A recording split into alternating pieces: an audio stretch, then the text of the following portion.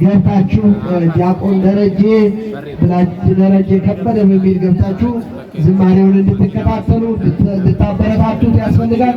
በእውነት እንደዚህ አይነት የቤተ መቅደስ አገልጋዮች በአገልግሎት ሲያድጉ ማበረታታት ከኛ ይጠበቃልና ልጃችንን የበለጠ የቤተ መቅደሱን አገልግሎት አሐዱ አብ ቅዱስ ብሎ ደግሞ አባቶቹ ለመቀደስ እግዚአብሔር ያብቃው፣ በዝማሬው ማጸንቶ ይጠብቅልን።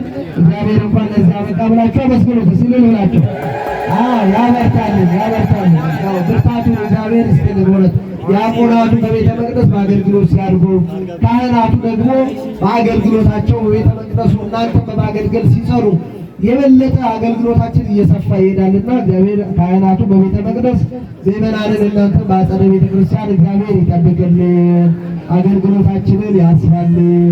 የተጀመረውን ሕንፃ ቤተ መቅደስ ለምረቃ በዓል በሰላም ያድርሰን። ሰላሙን ፍቅሩን ለሁላችንም ያድለን።